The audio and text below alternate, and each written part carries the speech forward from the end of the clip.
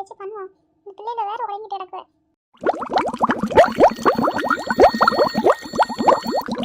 இந்த அலாரம் வேற அடிச்சுட்டு கிடக்கும். இந்த பிள்ளைல எந்திரிச்சும் கொண்டாட மாட்டேங்குதாமா.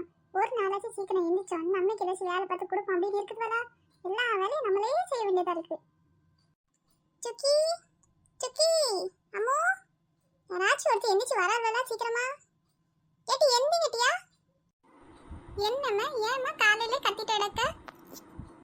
ஆமாட்டி, உங்களை எழுப்புறது கத்துற மாதிரி தானே இருக்கும். காலையில சீக்கிரம் எந்திரிச்சோம்மா, வந்து அம்மைக்கு ஏதாச்சும் ஒரு 2 வேலையை பார்த்து கொடுத்தாச்சு உதவி செஞ்சமான இருக்கலாட்டி எல்லா வேலையும் நானே இழுத்து போட்டு செஞ்சு பார்த்துட்டு கிடக்க வேண்டியதா இருக்குது. சரி போ, சீக்கிரம் குளிச்சுட்டு வந்து சாப்பிட்டுட்டு பள்ளிக்கூடத்துக்கு கிளம்பு. நேரம் ஆகுதுல. எம்மா இன்னைக்கு எனக்கு லஞ்சுக்கு என்னம்மா செஞ்சிருக்கிய? கேட்டு இன்னைக்கு அம்மைக்கு எந்திரிக்க நேரம் ஆயிட்டு. காலையில இட்லியை தான் அவிச்சு வச்சிருக்கேன், அதை தான் சாப்பிட்டுட்டு எடுத்துட்டு போகணும். ரவா லட்டு வேணா செஞ்சு வச்சிருக்கேன், அதை வேணா எடுத்துட்டு போய் சாப்பிடு. சரிம்மா. இவா என்ன இவ்வளோ நல்லா உறங்கிட்டு இருக்கா? ஏட்டி ஏன்டி காலங்கத்தில் இப்படி அடிக்கிற? கிறுக்கட்டி உனக்கு. பின்ன என்ன, நீ மட்டும் தூங்குவ, நான் மட்டும் எழுந்துச்சு காலையில பள்ளிக்கூடம் போகணுமா? நீயும் வேலைக்கு போ. ஏட்டி பள்ளிக்கூடம்லாம் முடிச்சு வருஷம் ஆயிட்டுடி எனக்கு. நான் இப்போ வேலைக்கு போயிட்டு இருக்கேன். நானே நைட் ஷிஃப்ட்டுக்கு வேலைக்கு போயிட்டு வந்து டயர்டாக இருக்குன்னு இப்போ தான் படுத்து கண்ணை மூடினேன். அதுக்குள்ளே நீ வந்து அடிச்சிட்டு இருக்க. ஒழுங்கு ஓடி போயிரு பார்த்துக்க, இல்லைன்னு அம்மையை கூப்பிட்டு உன்னை அடிக்க சொல்லிடுவேன். அது எப்படி, நான் மட்டும் பள்ளிக்கூடம் போகணும், நீ மட்டும் நிம்மதியாக தூங்குவியா? இவன் அப்படி சரிப்பட்டு வர மாட்டான். அம்மா, ஐயோ இப்போ என்ன பண்ண? ஓடிடுவானுமே. எம்மா எனக்கு நேரம் ஆகுது, நான் போயிட்டு வரேம்மா. கிளம்பிட்டியாமோ? சரி மக்கா, பார்த்து போயிட்டு வா. எம்மா என் பிள்ளை என்ன அழகா தூங்குது. நீ நேரம் ஆயிட்டா எடுப்போம் மனசு வர மாட்டேங்க. சுகி ஏ சுகி, எந்தி மயிலு வேலைக்கு பண்ணல மக்கா. மணி என்னம்மா, ரொம்ப நேரம் உறங்கிட்டேனோ? இல்லை இல்லை, அம்மா உனக்கு பிடிச்ச மீன் குழம்பு வச்சிருக்கேன், குளிச்சுட்டு சாப்பிட்டு வேலை கிளம்பு சரியா? சரிம்மா. சரிம்மா, நான் வேலை கிளம்பி போயிட்டு வரேம்மா. சரி மயிலு, பார்த்து போயிட்டு வா. வரும்போது ஃபோன் பண்ணு, அம்மா வெளியே வந்து நிற்கேன் சரியா? சரிம்மா. சுகன்யா அன்னைக்கு வந்திருக்காளா என்னன்னு தெரியலையே. நாளைக்கு படத்தை கூட்டு போகிறதுக்கு எப்படியாச்சும் இன்னைக்கு அவளை ஓகே சொல்ல வச்சிடணும். ஏய் ஹாய் சுகன்யா, எப்போ வந்த? இப்பதான் கொஞ்ச நேரம் முன்னாடி வந்த விஷால். சொல்லு என்னாச்சு, எது டவுட் இருக்குதா? டவுட்லாம் இல்லை. என் ஃப்ரெண்டு ஒரு பையன் இருக்கான் பார்த்துக்கா. அவன் நாளைக்கு படத்துக்கு போகிறதுக்கு டிக்கெட் எடுத்துட்டான். ஆனால் அவனால் அந்த படத்துக்கு போக முடியாது. சரி மச்சான், அந்த 2 டிக்கெட் வேஸ்ட்டாக போயிருமே, நீ வேணா உன் ஃப்ரெண்ட் யார் கூடயாச்சும் கூட்டு போயிட்டு வான்னு சொல்லி கொடுத்தான். அதான் நீ நாளைக்கு ஃப்ரீயாக இருக்கியா, என்ன நம்ம படத்துக்கு போகலாமா அப்படின்னு கேட்குறதுக்காக வந்தேன். படத்துக்கா? ஆமாம். சரி உனக்கு விருப்பம் இல்லைன்னா போக வேண்டாம். விருப்பம் இல்லைன்னு இல்லை விஷால், நான் இது வரைக்கும் யாரு கூடயும் படத்துக்குன்னு போனதில்லை. சரி பார்க்கலாம் எப்படின்னு. பார்க்கலாம்ல இல்லை லூஸு, வாரியா இல்லையான்னு கன்ஃபார்மாக சொல்லு. நீ வாரேன்னா நம்ம 2 பேரும் போயிட்டு வந்துடலாம். அப்படி நீ வரலன்னா நான் அந்த டிக்கெட் வேறு யார்கிட்டேயும் கொடுத்து போயிட்டு வர சொல்லுவேன்ல, வேஸ்ட்டாக போயிடும்ல டிக்கெட், அதனால தான் கேட்டேன். சரி ஓகே, போயிட்டு வரலாம். சரி ஓகே, தேங்க்ஸ் டி. தேங்க்ஸ். எதுக்கு? அதெல்லாம் ஒன்றும் இல்லை, சும்மா சொன்னேன், சொல்லணும்னு தோணுச்சுன்னு. சரி நீ வேலையை பாரு. எஸ், எப்படியாவது ஓகே சொல்ல வச்சிட்டோம். எங்கே திட்டிடுவாலும் இல்லை அடிச்சிருவாலுங்கிற பயத்திலே இருந்தேன். நல்ல வேலை ஓகே சொல்லிட்டா. சார் இப்படி அழகான பொண்ணு முன்னாடி இருக்கும்போது வேலை பார்க்கவே தோண மாட்டேங்குது.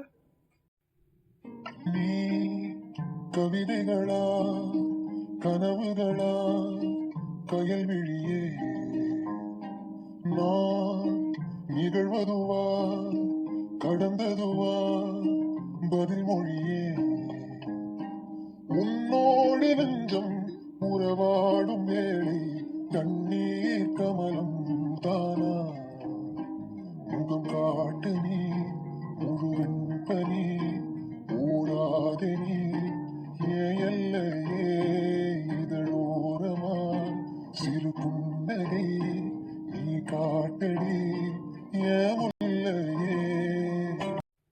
என்னடா மச்சான், ஒரே லவ்ஸ் தான் போல. இல்லடா கௌதம், அவன் என் ஃப்ரெண்டு மட்டும்தான்டா, என்ன கொஞ்சம் பிடிக்கும் அவ்வளோதான். டேய், லவ் பண்ண போய் தாண்டா பிடிக்குதுன்னு சொல்கிறேன். உனக்கு அவள் பிடிச்சிருக்கு அப்படின்னா அது லவ் தான்டா. அவளும் உன்னை அப்பப்போ பார்க்கும்போது பேசுகிறதெல்லாம் வச்சு பார்த்தா அவளுக்கும் லைட்டாக உன் மேலே ஒரு சின்ன அபிப்பிராயம் இருக்குன்னு நினைக்கிறேன். எதுக்கும் நீ வேணா அவகிட்ட கேட்டு பாரு. எதுக்குடா நான் போயிட்டு அவகிட்ட லவ் பண்ணுறேன்னு சொல்லி அவள் இல்லை நான் உனக்கு ஃப்ரெண்டாக தான் பார்த்தேன்னு சொல்லி என்னை ஓங்கி பல்லாருன்னு ஒரு அடி அடிக்க அதுக்கு தானே எதிர்பார்க்குற? சொல்கிறது சொல்லிட்டேன், இதுக்கு மேலே உன்னோட விருப்பம் மச்சான்.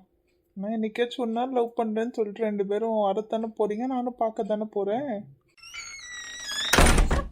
வேலையெல்லாம் முடிச்சுட்டு வந்து இப்படி காத்தோட்டமா அண்ணெல்லாம் வெளிச்சத்துக்குள்ள உட்கார எவ்வளோ சுகமா இருக்கு. எக்கு சமையல்லாம் ஆயிட்டாக்க சாப்பிட்டியெல்லாம்? சாப்பிட்டேன் சின்ன பொண்ணு. இப்பதான் நீ சுக்கியோட அப்பா வந்தாவளா, சரின்னு அவங்களுக்கு சாப்பாடு கொடுத்துட்டு இருந்தாலும் எல்லாம் சாப்பிட்டோன்னு இப்படியே வந்து கொஞ்ச நேரம் உட்காரலாமேன்னு உட்காந்துருக்கேன். சாப்பிட்டேன் சின்ன பொண்ணு. இப்பதான் சுக்கியோட அப்பா வந்தாவன்னு அவங்களுக்கு சாப்பாடு கொடுத்துட்டு கொஞ்ச நேரம் இப்போ வெளியே காத்தோட்டமா உட்காரலாமே அப்படின்னு சொல்லி வந்தேன் சின்ன பொண்ணு. என்னம்மா எல்லாரும் இங்கே தான் இருக்கீங்களா? ஆமா வசந்தா, வா வந்து உட்காரு. வேற என்ன லட்சு, நீங்க உங்க வீட்டில் என்ன சமையல் பண்ணீங்க? சின்ன பொண்ணு, நான் சோறு பொங்கி சாம்பார் வச்சு 2 வத்தல் மட்டும் வறுத்து எங்கள் வீட்டுக்காரங்களுக்கு வச்சு சாப்பிடுங்கன்னு வச்சுட்டு வந்துட்டேன் பார்த்துக்கா. சரி, நாலு முடியும். அப்போ நீங்கள் என்ன சமையல் பண்ணீங்க? நான் வெறும் 2 தோசையை தான் சுட்டேன் சின்ன பொண்ணு.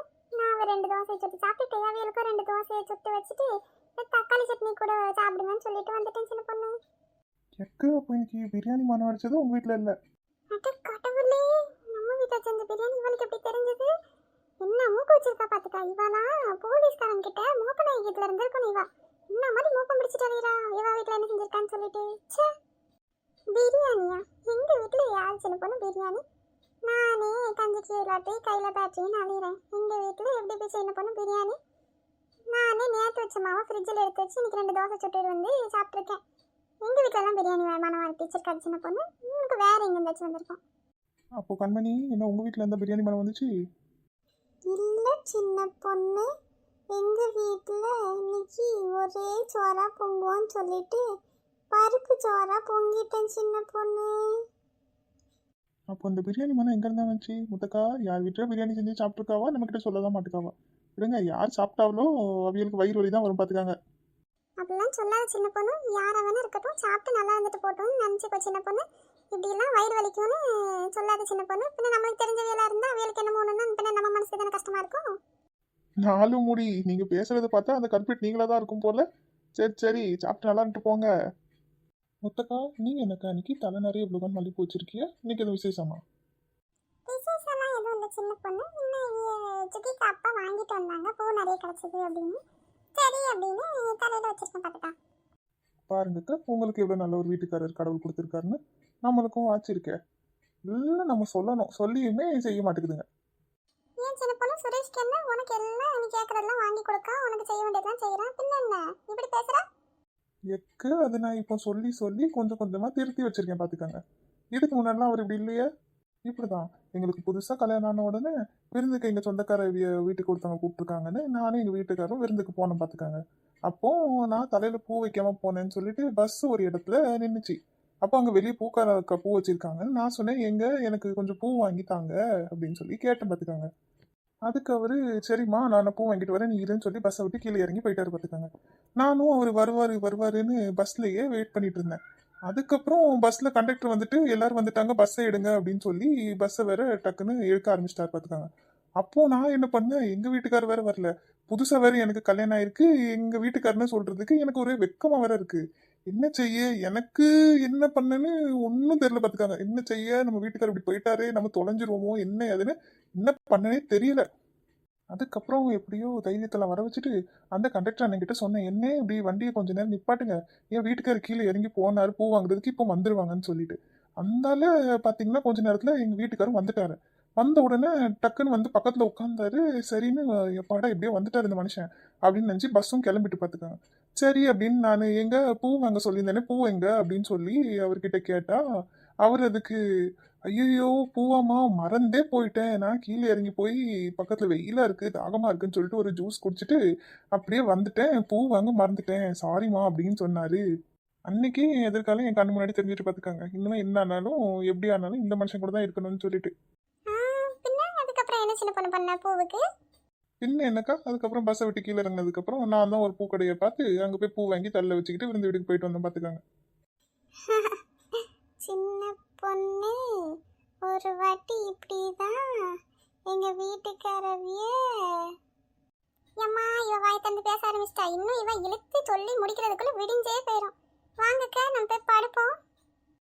சரி, அப்போ நாளைக்கு நம்ம உட்காந்து கண்மணி வீட்டு கதை என்னன்னு தெளிவாக கேட்போம். இப்போதைக்கு பாய் ஃப்ரெண்ட்ஸ். உங்களுக்கு எங்கள் சேனலை பிடிச்சிருந்துச்சுன்னா இந்த சேனல் லைக் பண்ணி சப்ஸ்கிரைப் பண்ணிக்கோங்க. பாய் பாய்.